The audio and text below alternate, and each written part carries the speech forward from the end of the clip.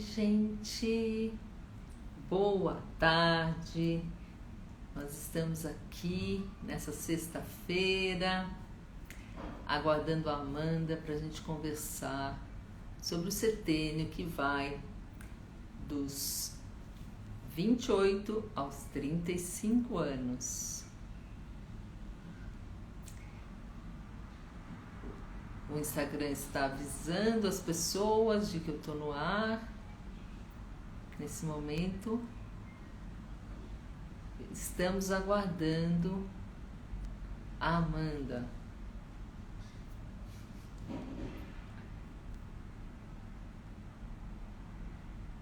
Tem duas pessoas aqui comigo.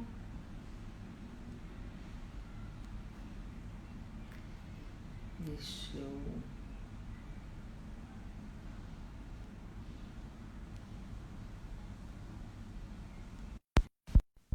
Eu adicionei a Amanda do Pontos de Virada. Consegui. Oi, eu tive que te adicionar dessa vez. Seu nome Eu tava tentando, não tava conseguindo. Que bom que deu. tem uma teclinha aqui que aparecem duas pessoinhas, então eu consigo ver todo mundo que está online. E aí tinha você e mais uma pessoa que eu não reparei quem era. E aí eu posso convidar, posso te incluir. Então, desse jeito, você não precisa entrar para que eu te inclua, eu posso também te chamar. Ótimo. Então, como é que você está hoje? Tudo bem, tirando esse calorão, né? Nossa Senhora, mas está tudo bem. E você?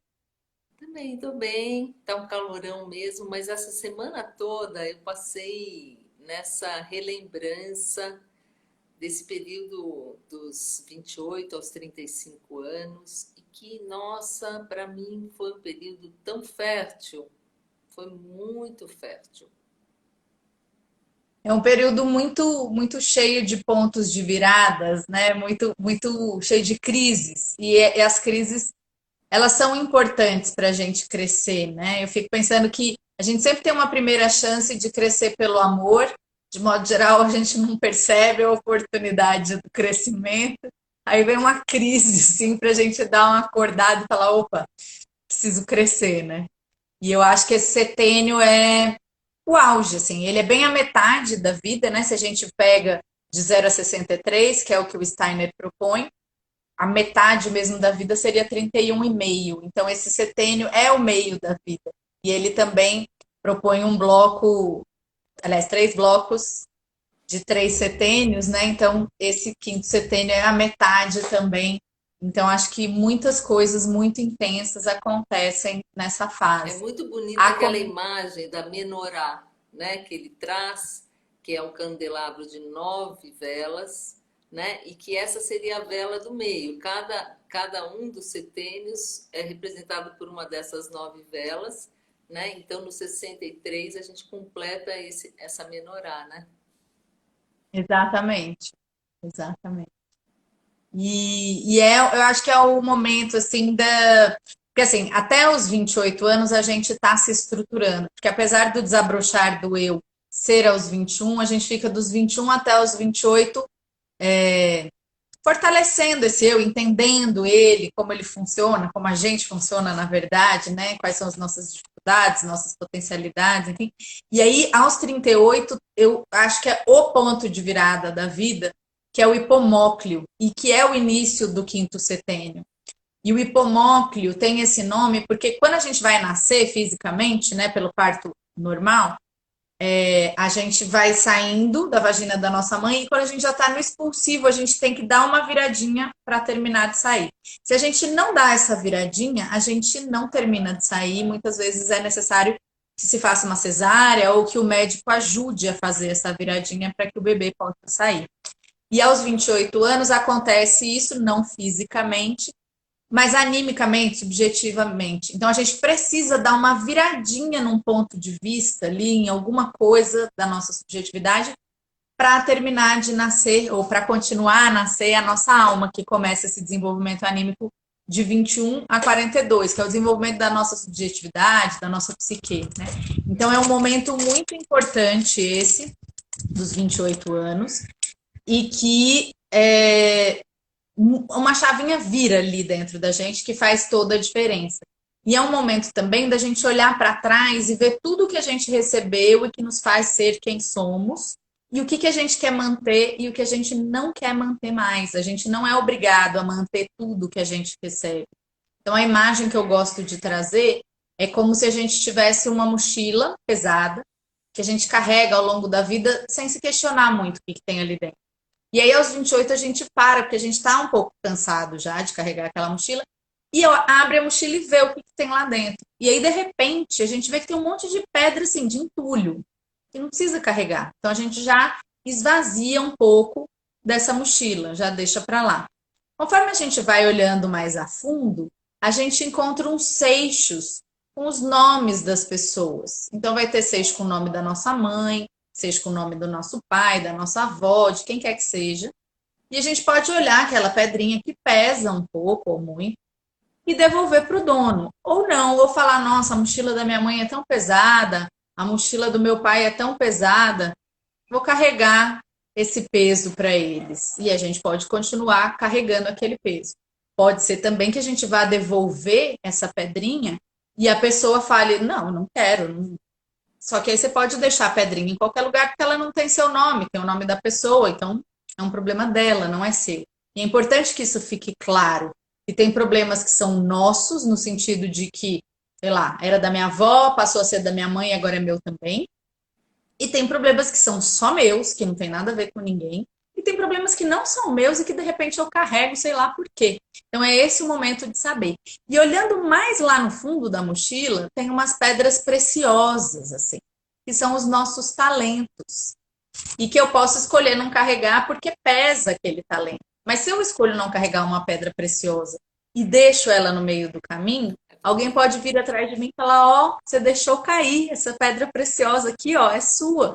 Então, o que que eu faço com as pedras preciosas que eu tenho? Como que eu uso os meus talentos no mundo, né? Como que eu coloco eles à disposição da humanidade? Ou eu quero usar meus talentos só para benefício próprio? E só para ganhar dinheiro e fama e reconhecimento, né? Então é importante entender isso, que se a gente tem um talento é algo que a gente ganha de graça, não só de graça de dinheiro, mas da graça divina, né? Então, que uso que eu faço disso? Como que eu devolvo algo que eu estou recebendo para equilibrar esse dar e receber? Como eu contribuo com a humanidade, com o desenvolvimento não só o meu, que é importante, porque eu faço parte da humanidade também, mas com o desenvolvimento da humanidade como um todo, né? Então é um momento de entender tudo, né? De onde que eu venho, para onde que eu estou indo, quem que sou eu, ou pelo menos começar a entender, porque é muita coisa que a gente tem que entender nessa fase, e aí os 28 é só o princípio disso tudo. Então dá uma crise danada de, nossa, será que eu estou no lugar certo? Será que é isso que eu queria fazer da minha vida? Será que eu sou bom nisso? Será que eu não sou? Então, uma série de questionamentos, muitas vezes em torno da questão profissional, mas às vezes a pessoa não está trabalhando porque ela casou e teve filho e uma coisa foi levando a outra. E aí o talento dela ali, de repente, é cuidar daquele filho, é cuidar da casa, é transformar a casa num lar. Então, entender tudo isso. Ou entender que também, já cuidei tanto de todo mundo, agora está na hora de eu cuidar de mim. Então, cada um vai entender o que está fazendo da vida nesse momento e o que gostaria de estar fazendo na vida e como que ajusta isso de acordo com os próprios talentos.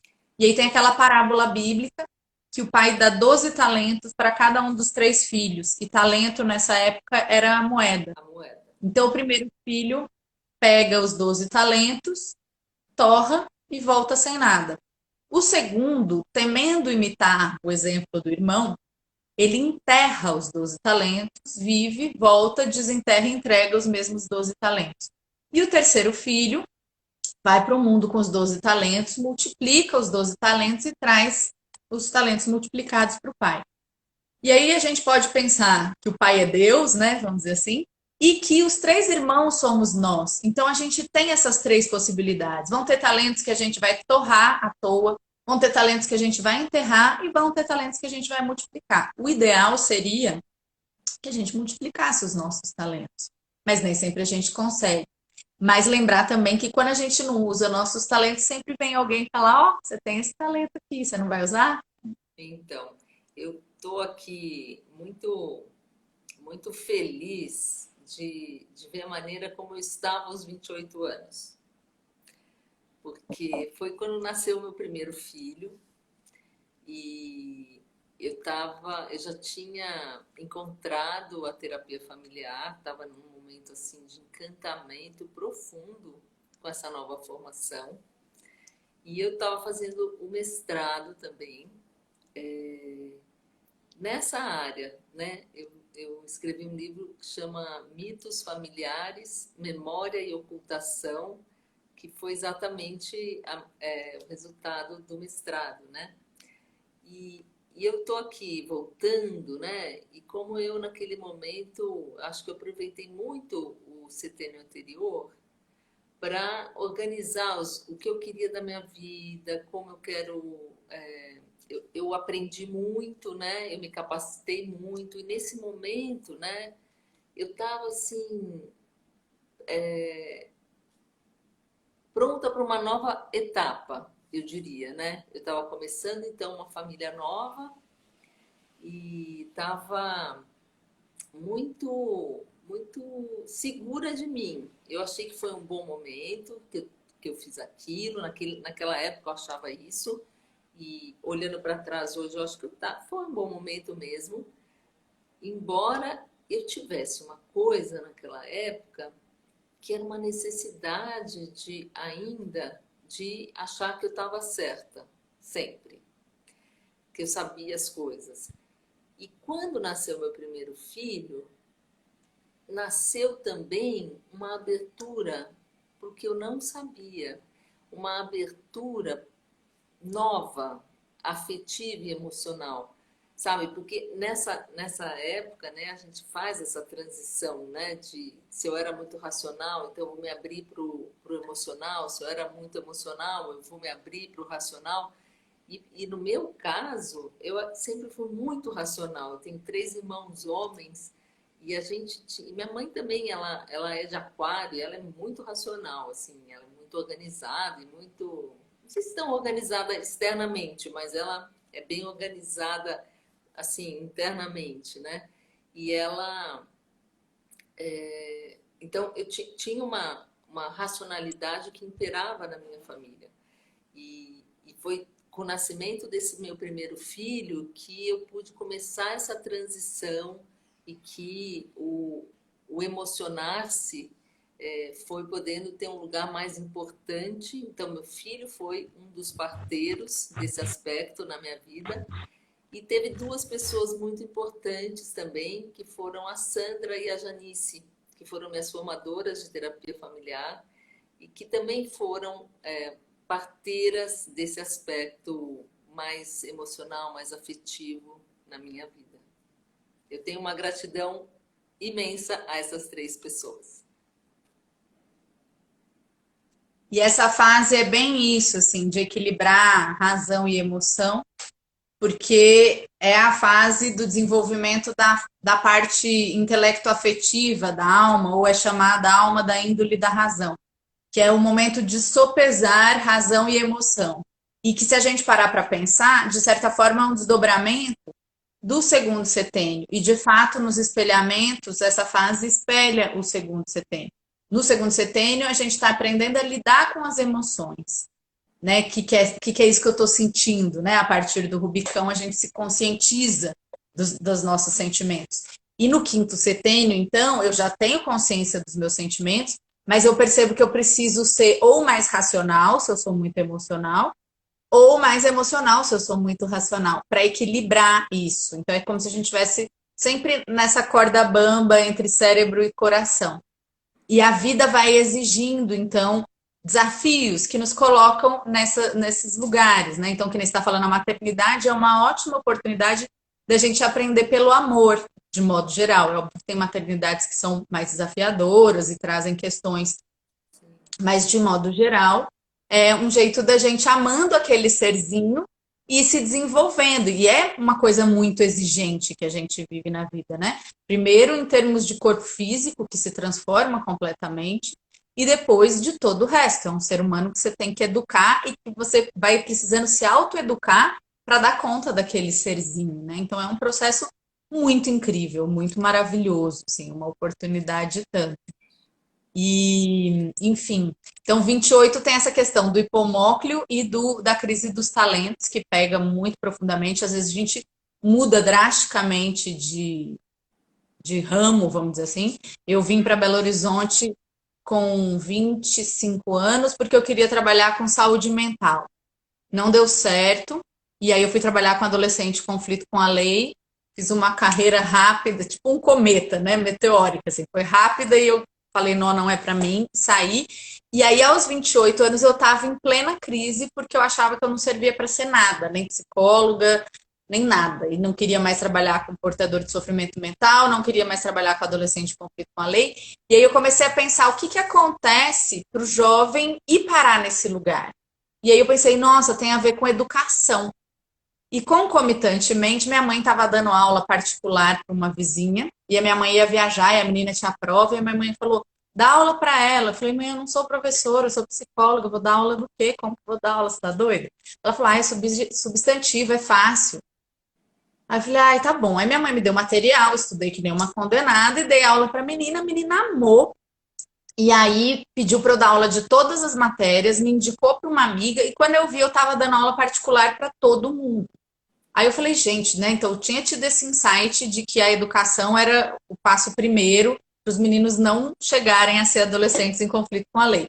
E aí cai no meu colo essa oportunidade de dar aula particular, que era uma coisa que eu não queria, que eu achava que era, ai, sabe, não tinha nada a ver comigo. E aí eu fui pegando gosto pela coisa, eu fui vendo que eu era boa naquilo, fiz bem danado para um monte de gente que conseguiu passar de ano. Então, eu fiquei bem feliz e consegui pagar minhas contas, que é uma questão real, né? Como que eu Claro. vou pagar minhas contas? E aí, com isso, eu falei, nossa, mas eu não posso ser professora particular porque eu não tenho formação para isso. Então, fui fazer psicopedagogia e com isso eu entendi que eu poderia ganhar mais e melhor no meu consultório, fazendo uma coisa que tinha mais a ver comigo, porque a psicopedagogia é um pouco professora particular e um pouco psicóloga junto, né? Apesar de ser uma outra coisa. E aí, então, continuei dando aula particular e no consultório. E aí me chamaram, me apresentaram a antroposofia com 28 anos. Na verdade, a antroposofia bateu na minha porta várias vezes e eu não atendi. E aí, com 28, eu falei, ai, tá bom, vamos lá. E aí me falaram que tinha um curso básico de formação de antroposofia, eu fui fazer. E aí eu fiquei encantada. E como eu já tinha começado a psicopedagogia, eu não tinha como pagar os dois. E como eu sei falar inglês de graça, é um talento que eu tenho, eu me ofereci para traduzir um livro que eles queriam em troca da minha formação. E assim foi, eu traduzi um livro, então usei o meu talento não só em benefício próprio, mas em benefício da comunidade antroposófica, né, para conseguir fazer essa formação. E quando eu terminei a formação, eu pensei, eu quero fazer, aliás, no meio já, eu falei, eu quero fazer aconselhamento biográfico, pedagogia curativa e pedagogia Waldorf. E quando eu fui fazer 30 anos, assim, eu fazia 30 em agosto, em julho a doutora Gudrun veio para Belo Horizonte fazer um workshop de uma semana e a minha mãe me deu de presente de aniversário. E aí eu fui fazer o workshop e 29 anos é o retorno de Saturno, que o Saturno tem uma órbita de 29 anos, então ele vai passar por nós a cada 29 anos. E é um planeta que traz uma densidade, uma profundidade, é o planeta que é responsável pela formação dos nossos ossos. Então, é uma coisa sólida, mas que está lá no cerne do nosso ser, né? Vamos dizer assim. E aí, então, nesse retorno de Saturno, quase 30 anos que é batismo, eu tenho o meu primeiro encontro com aconselhamento biográfico. E aí é bonito ver, na época eu achava que a vida tinha um caminho reto, né? Então você faz faculdade, você faz mestrado, você faz doutorado, você dá aula na universidade, pronto. E não é assim, né? Então a vida foi fazendo seus caminhos. Eu precisei levar muito para ir ficando molinha, para poder entrar em educação, para poder entrar em psicopedagogia, para antroposofia poder entrar na minha vida, né? Então, muito bom, foi muito difícil toda essa fase, mas foi muito bom, assim, hoje eu vejo o tanto que eu precisei dessa água mole em pedra dura, né? Tanto bate até que fura, para poder ser permeada por todos esses conteúdos, para poder promover a mudança que eu precisava promover na minha vida para ser quem eu sou hoje, né? E fico feliz. Mas foi muito difícil. E aí é bonito ver também como essas crises são muito bem marcadas. Se cada um olhar 28 anos ou por volta de, tem essa crise em relação a como servir, né? Aos 29 tem essa profundidade no seu próprio ser. Lembro da minha irmã, ela fez 30 anos esse ano. Ela falando ano passado, nossa, a sensação que eu tenho é que tá tudo errado. Então, que é um combo de crise dos talentos com o primeiro retorno de Saturno, né? Que dá uma sensação de, nossa, o que, que eu estou fazendo aqui? E essa sensação faz com que a gente descubra o que, que a gente está fazendo aqui e que a gente melhore o que a gente está fazendo aqui. Porque a partir dos 28 anos que eu olho a minha mochilinha e vejo tudo que tem lá dentro e esvazio ela um pouco, eu posso escolher o que eu vou continuar carregando. E aí eu posso escolher a minha caminhada também. Então, a partir dos 28 anos, não cabe mais a gente dizer sou infeliz porque minha mãe, quando eu era pequena, não sei o que lá, ou porque o meu pai, ou porque minha vizinha, ou porque minha avó, porque... Não, eu sou infeliz porque eu ainda não entendi como que eu posso me fazer feliz. Então, é um momento de eu entender tudo que já passou, tudo que eu recebi, tudo que foi bom, tudo que não foi bom, e daqui para frente, como que eu quero ser, né? E tudo bem, a gente tem temperamento, a gente tem qualidade planetária, que faz a gente ter tendência para ser de um jeito ou de outro. Mas com a nossa força de vontade, com o nosso eu, a gente pode transformar muita coisa.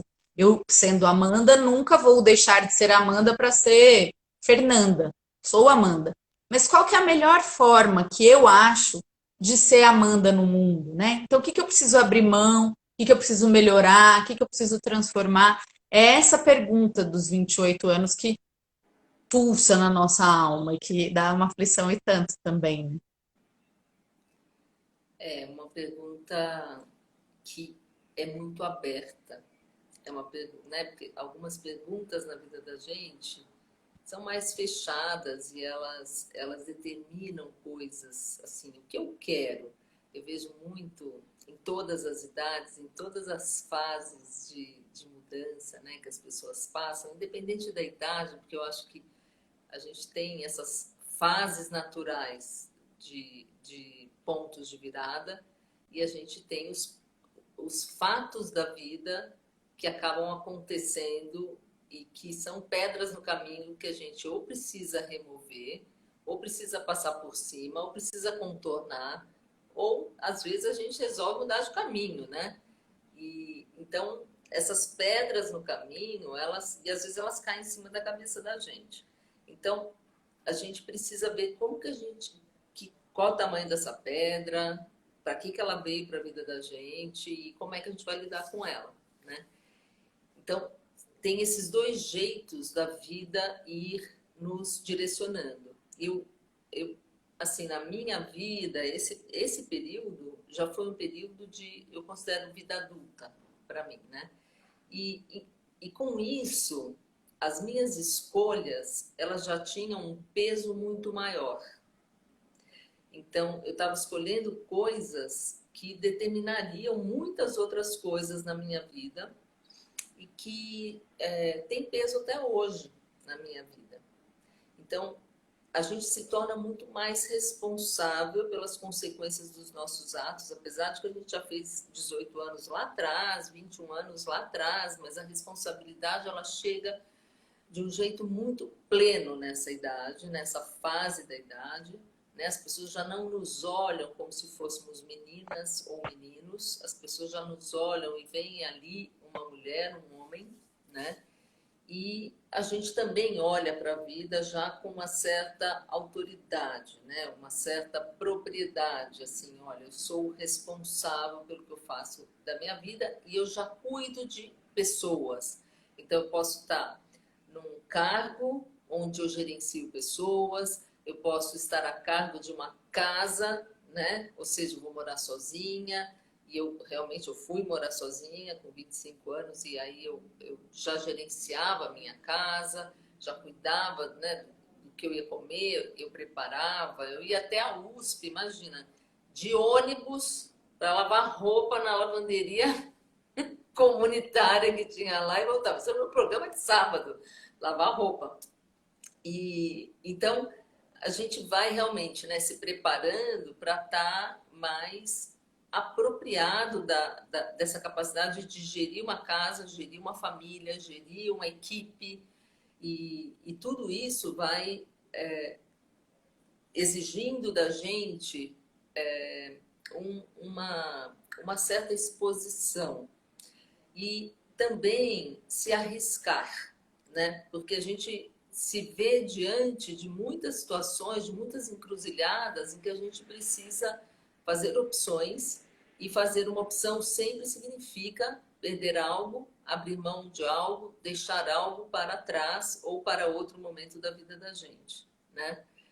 E aconteceu uma coisa muito importante na minha vida quando meu filho nasceu. Ele teve anóxia de parto, ele teve mecônio, o APGAR dele foi muito baixo, foi 0,2, e o avô dele era fisiatra, neurofisiatra, e ele trabalhava na PAI, ele trabalhava com crianças que tinham paralisia cerebral, e ele teve uma angina na hora. Ele não aguentou ver aquilo. Uau.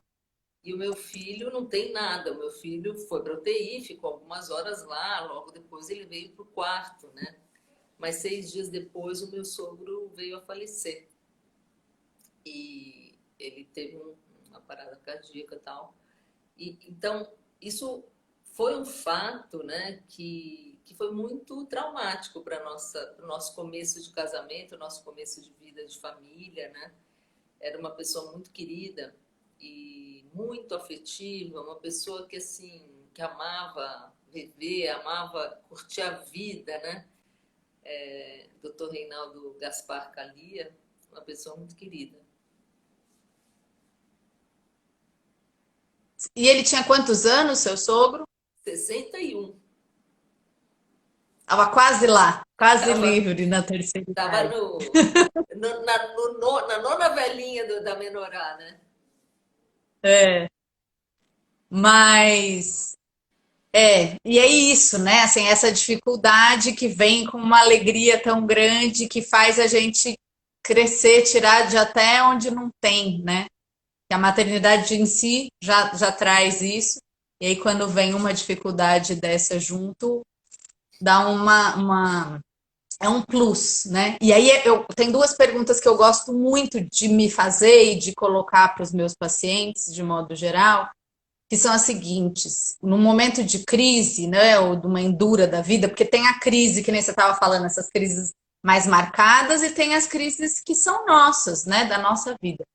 Então, pensar, por que isso e não qualquer outra coisa?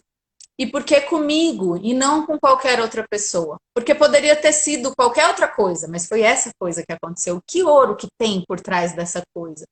E poderia ter sido com qualquer pessoa, mas foi comigo, né? Porque tem coisas que na minha vida eu achava que acontecia com os outros. Então, gravidez na adolescência, isso é coisa que acontece com os outros.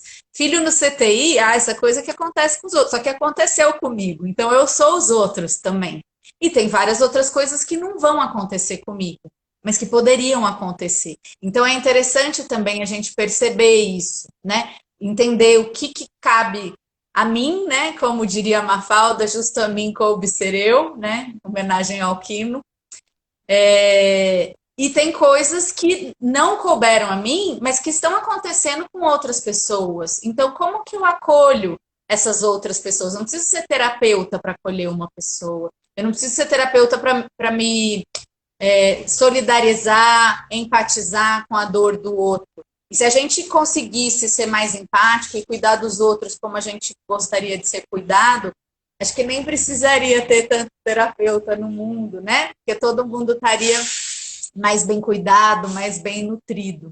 É verdade. Mas, enfim, essa fase é uma fase eu falo que é a fase dos caldos, que a gente vai tomando um caldo atrás do outro, quando você para respirar, vem o próximo caldo. Então, a gente sai do hipomócleo, crise dos talentos, vai para o retorno de Saturno, que é essa densidade, essa profundidade, essa dificuldade.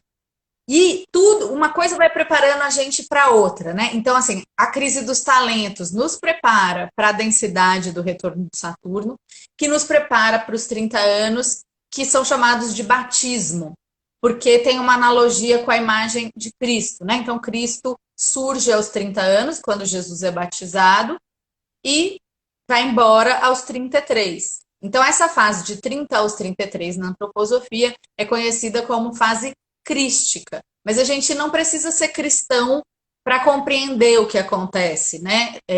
Essa é uma imagem boa, mas a gente pode pensar também nos 30 anos como uma fase de um encontro que vai modificar profundamente a nossa vida. Que encontro seria esse, né?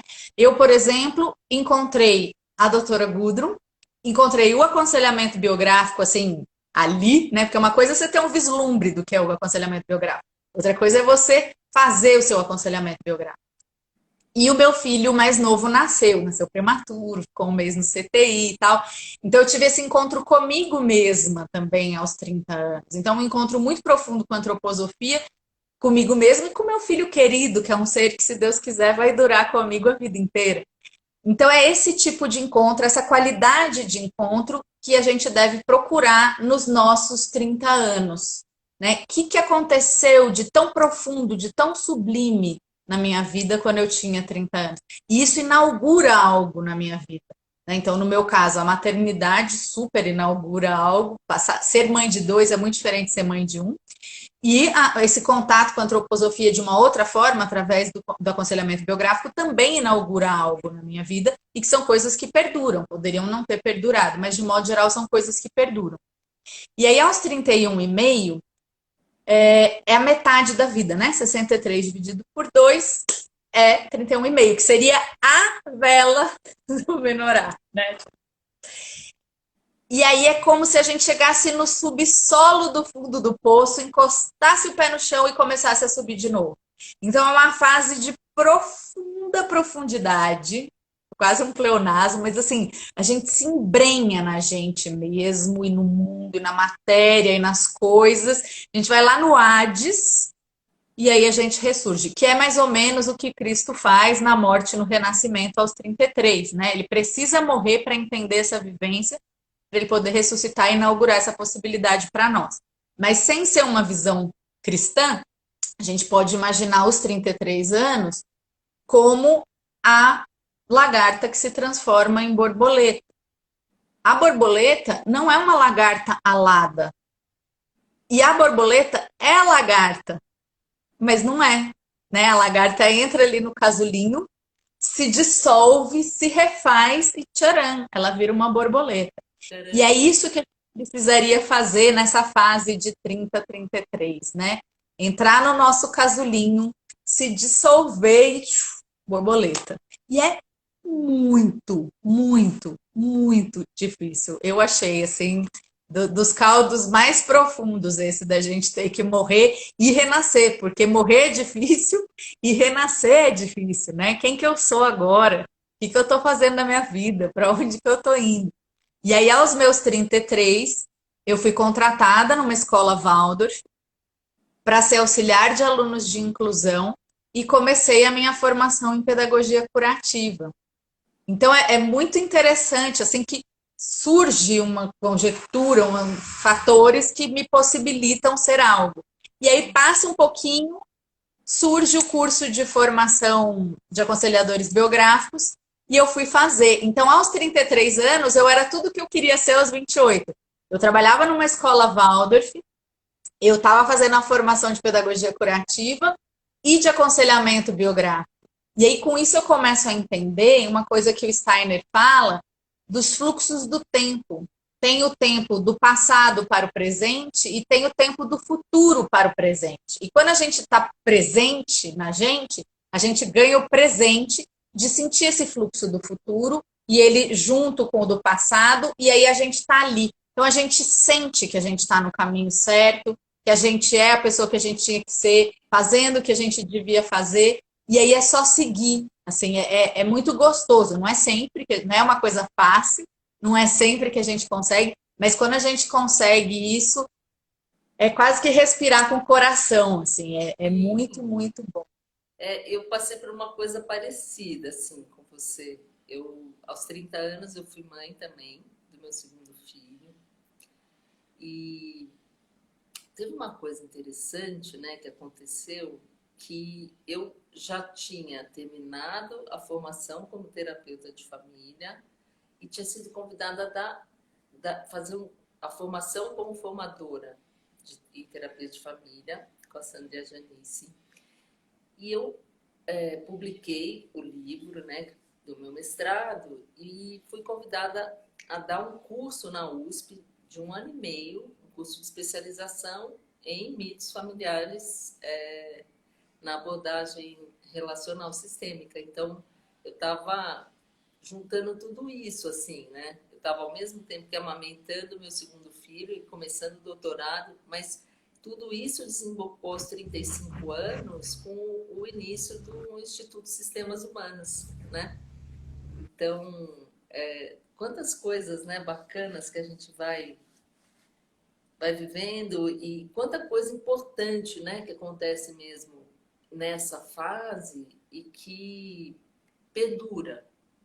Porque eu passei por várias mudanças depois disso, vários pontos de virada em relação a muitas coisas na minha vida, em relação ao casamento, mesmo em relação ao consultório, né, equipes, endereços. Eu fui passando por outros grupos de estudo, de realização profissional, mas a terapia familiar perdura até hoje como uma coisa, um eixo na minha vida, né? E o grupo dos sistemas humanos transformou numa família para mim. Então, é muito bonito isso, né? Como a gente vai estreitando os nossos vínculos e a gente vai realmente podendo dizer não.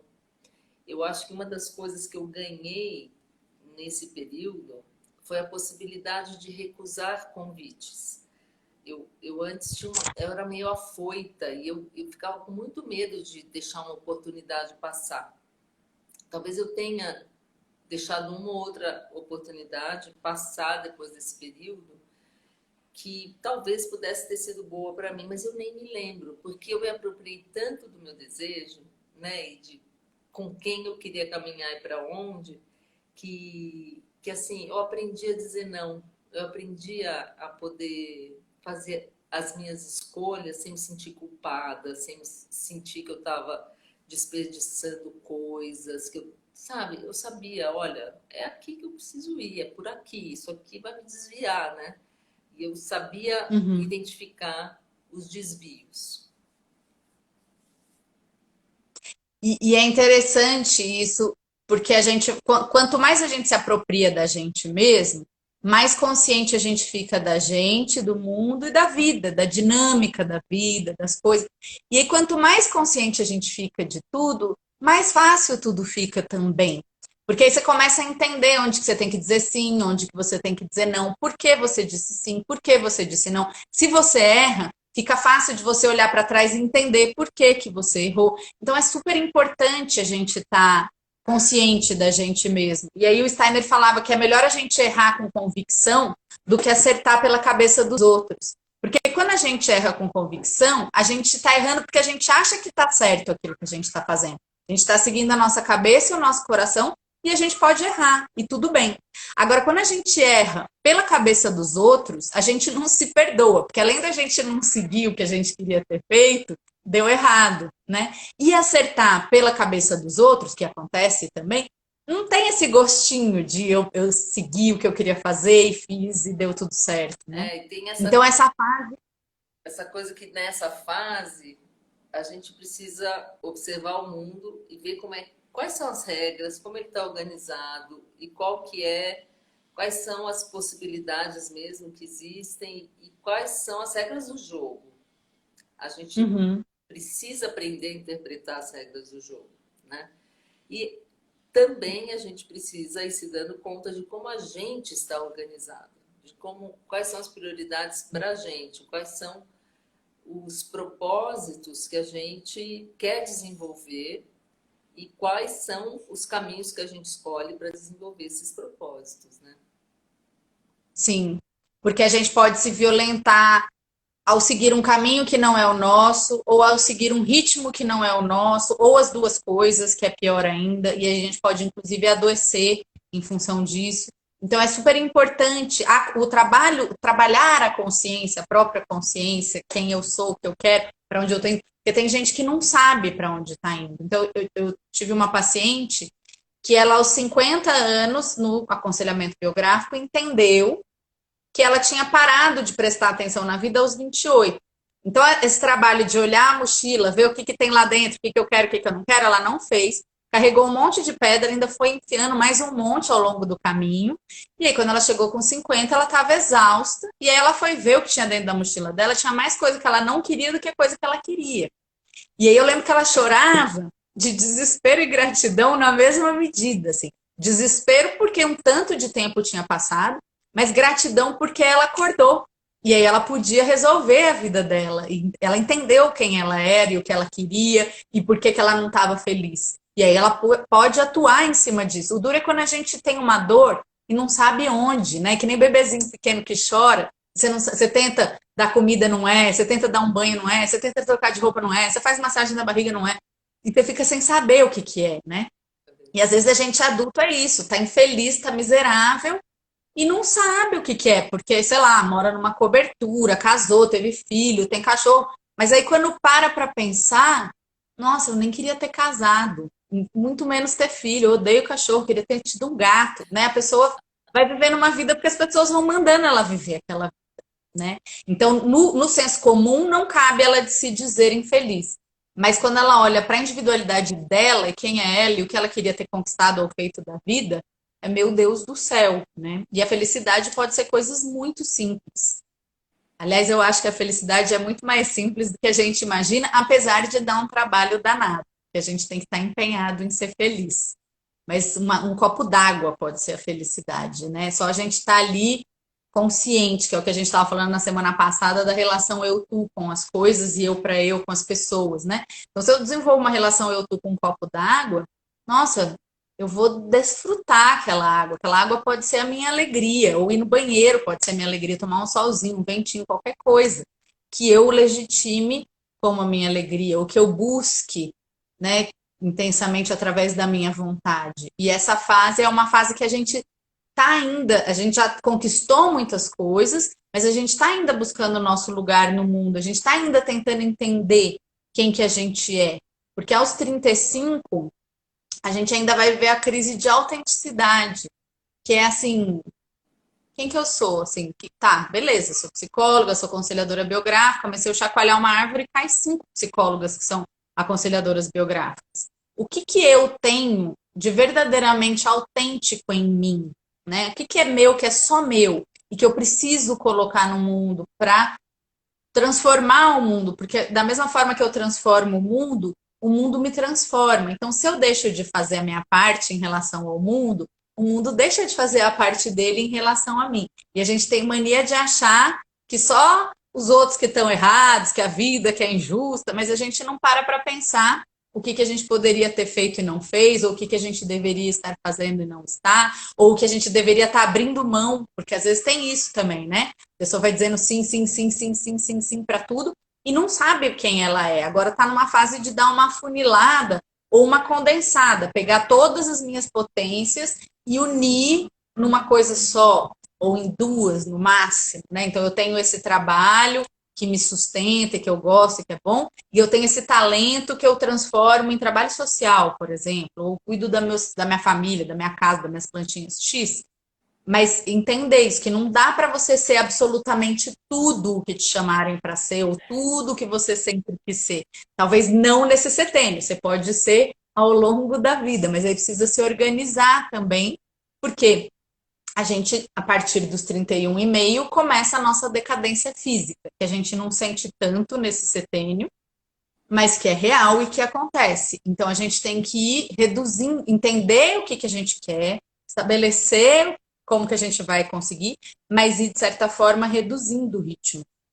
E não é isso que a gente faz, né? A gente vai aumentando, aumentando, aumentando, aumentando, até não aguentar mais. Tem gente que infarta, mas aí mais para frente, não nesse setênio, apesar de ter gente que infarta nesse setênio também, né? E é bonito ver as doenças nesse lugar, assim, de muitas vezes elas vêm para trazer uma mensagem, assim, como uma crise mesmo, como um processo de transformação, como uma oportunidade da gente pôr luz num lugar que a gente não estava pondo, né? Então tem gente que infarta, depois do infarto começa a comer melhor, fazer atividade física, ser mais relax, né? Tem gente que tem câncer e vive mais ou menos o mesmo processo. Então, assim, nem sempre é isso, mas muitas vezes as doenças nos ajudam a entender processos ou a catalisar processos que a gente demoraria uma vida inteira para entender determinada coisa, com uma doença a gente rapidamente entende, né? E não precisar adoecer para compreender as coisas também é muito bom, né? Então, Mas enfim. é muito raro. Eu acho que é importante a gente falar sobre isso, porque senão a gente vai falando, né, de experiências que foram dando certo, que foram. Bom, você teve os seus percalços, eu tive os meus, a gente já falou de alguns, né?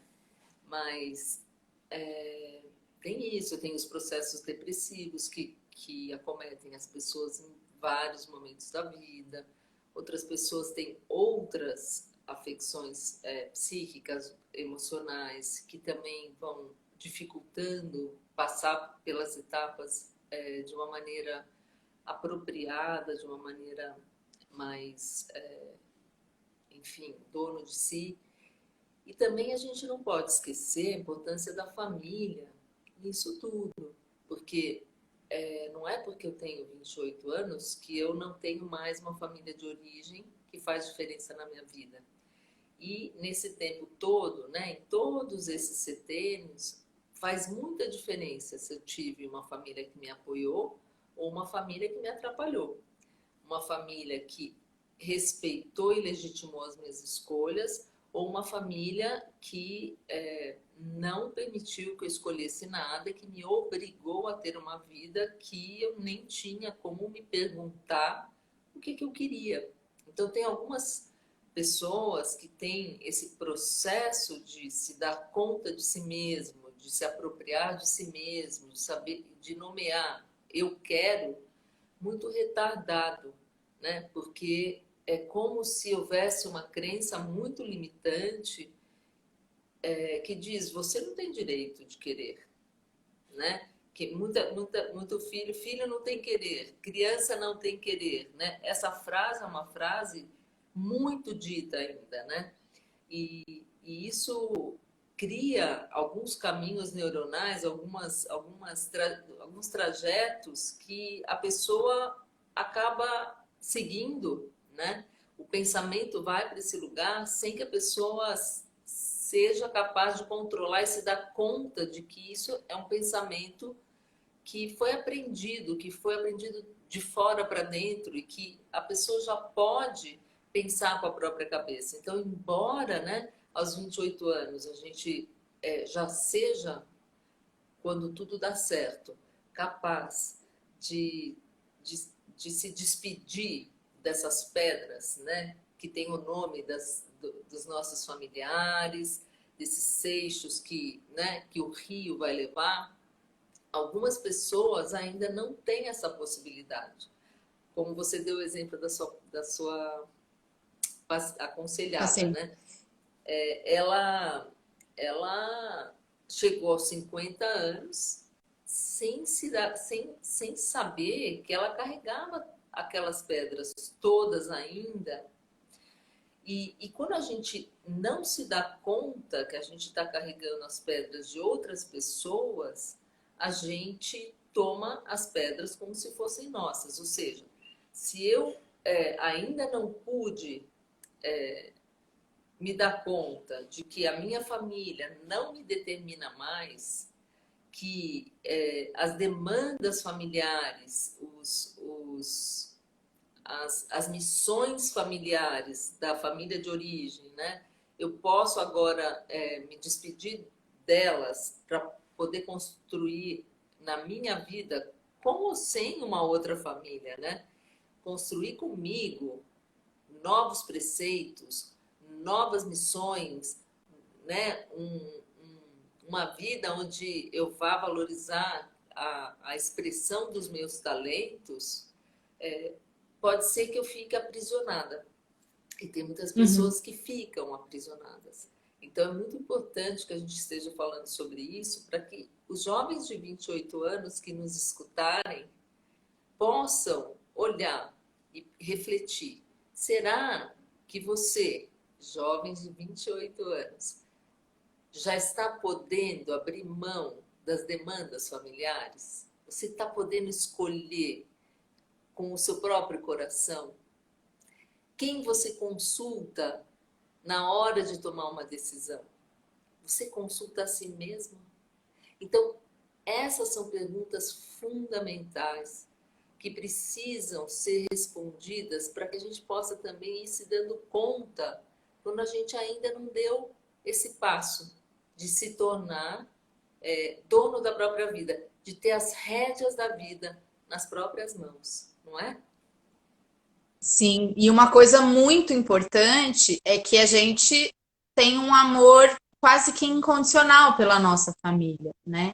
E nem sempre a nossa família é uma boa família. Apesar da gente amar as pessoas que nos geraram e nos criaram, às vezes é um lugar de adoecimento. E a gente não vai mudar a nossa família. A nossa família é o que ela é, e ela só vai mudar se as pessoas da nossa família quiserem mudar, buscarem essa mudança. Se elas não buscarem, eu não tenho poder de mudar ninguém, né? Então, muitas vezes, por exemplo, a pessoa faz o aconselhamento biográfico, se transforma, e aí essa transformação pode ecoar na família como um todo e promover uma mudança. E às vezes não. E às vezes, justamente por a pessoa ter se transformado, ter tomado consciência de uma série de processos, ela percebe o quão adoecedora é a família dela e o quanto que a família está nesse lugar Claro. e tá bem, tá feliz. Mas essa família não faz bem para essa pessoa. E aí faz parte dessa fase adulta, vamos dizer assim, eu entender. Ah, ok, minha família é adoecida. Eu dou conta de conviver com a minha família sem me adoecer, sem me prejudicar, sem ficar mal, sem querer mudar as pessoas que não querem mudar? Dou. Ótimo, continuo convivendo com a minha família. Agora, minha família é extremamente adoecida, me faz mal, não quer mudar e quer que eu mude e seja como eles. Eu vou querer continuar convivendo? Não vou. Ótimo também. Então, assim, que cada um possa entender o que lhe faz bem, o que lhe é importante, o que lhe é possível. Porque às vezes eu sei que uma coisa me faz mal, mas eu não consigo ficar longe dessa coisa. Então é um trabalho que eu preciso fazer comigo. E lembrando que ninguém muda ninguém. Não adianta eu querer que a pessoa seja melhor, que a pessoa faça terapia, que a pessoa se cuide. Eu preciso ser melhor e cuidar de mim e fazer terapia se eu quiser. Se eu não quiser, também sou muito livre.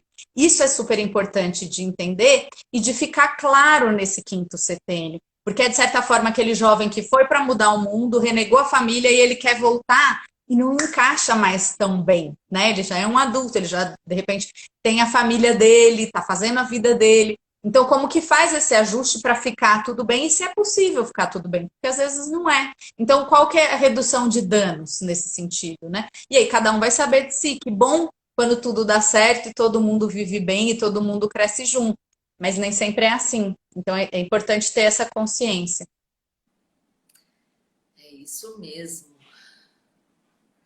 Família, quando é um lugar seguro para se viver, é um lugar muito bom para se viver, né? E é muito importante que a gente possa eleger a nossa família. Por exemplo, eu tenho um Sim. irmão que ele teve que mudar não, ele mudou para o Canadá. E, e ele, então, assim, eu acho que depois que ele mudou, a gente começou a conviver até mais, né? Mas desde bem jovem, ele é o caçula. Ele sempre falou: olha, os meus amigos são a família que eu escolho. Eu me sentia muito ofendida, você não imagina quanto. Era como se ele me desse uma facada assim no peito, sabe? Eu falava: ai, ele não me escolhe,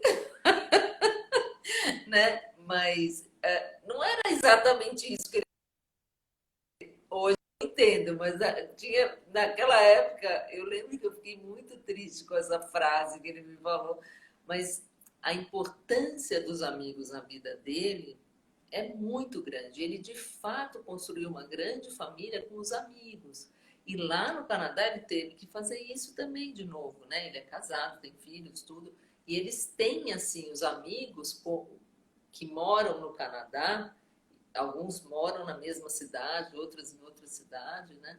Mas como também uma extensão da família deles, né? Isso é muito importante, que a gente possa se sentir pertencente a um grupo, e não precisa ser consanguíneo, mas é muito importante que a gente tenha grupos de pertencimento. Isso é uma coisa Sim. que todos os estudos de longevidade e de saúde ao longo, né, de uma vida longa, principalmente no aspecto da saúde mental, eles apontam que quando a gente tem um pertencimento, uma rede de apoio, a gente é mais saudável, a gente é mais feliz e a gente é mais longevo. E quanto mais conectado a gente estiver com a gente mesmo e com a nossa essência, mais a gente encontra esses pares, seja na nossa família de origem, seja nessa família que a gente vai formando a partir dos encontros. Então é muito importante isso. Teve uma época da minha vida que eu morava no interior de São Paulo, eu me sentia péssima, assim, porque eu não casava com as pessoas, não tinha nada em comum.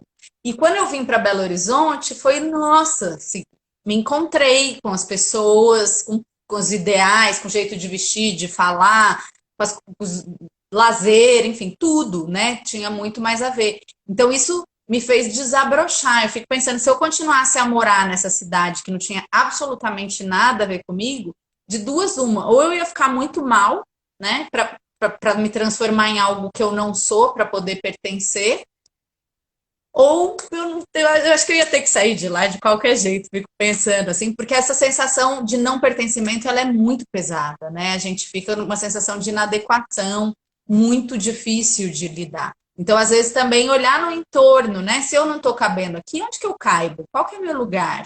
Né? Isso pode é uma sensação ruim, mas que pode ser um catalisador para vivências incríveis na vida. A gente tem que estar atento. É isso mesmo. Bom, nós estamos chegando ao fim. Eu não sei se alguém quer fazer alguma pergunta. Para falar a verdade, a gente tem 2 minutos de conversa, né? Depois o Instagram vai derrubar a nossa live. Não sei se você quer dizer mais alguma coisa, Amanda. Eu acho importante, então, para fechar, falar dos 35 que a gente retoma de alguma forma na próxima live, mas assim, que é uma fase que a gente precisa viver essa crise de autenticidade profundamente, porque quando eu descubro o que é autêntico em mim, eu descubro qual é a minha missão. Então, isso é muito importante, a gente entender que todas as nossas crises nos levam para algum, ou podem nos levar para algum lugar melhor. Ou, né? E aí tem uma frase que é atribuída ao Campbell, que eu já procurei e não achei na obra dele, que é a seguinte: ali onde você tropeça e cai, é ali que está o seu ouro. Porque se você tropeça e não cai, você não percebe que o lugar onde você tropeçou era uma pepita de ouro. Então, as crises têm esse potencial, né? Elas derrubam a gente sofre, é insuportável muitas vezes, mas a gente pode colher um ouro dali, né? E a partir disso a gente vai se formando, a gente vai entendendo quem a gente é, o que a gente dá conta, o que a gente não dá, onde a gente pertence, onde a gente não pertence, o que nos cabe, o que não nos cabe, o que nos cabia e já não cabe mais. Então, entender que a gente está em constante transformação e que o ideal seria a gente estar em constante evolução também. Mas às vezes a gente precisa retroceder para pegar impulso e dar um salto maior, né? Então, a gente ser compassivo com a gente mesmo, não só com os outros, mas com a gente mesmo, porque tudo é caminho e a gente está sempre no caminho certo. É isso aí. Então, vou passar essa semana pensando nas minhas quedas que me derrubaram. Achei ótima. Obrigada, querida. E Eu que até a agradeço. semana. Beijão para você. Até semana que vem. Até, um beijinho. Tchau. Tchau, tchau.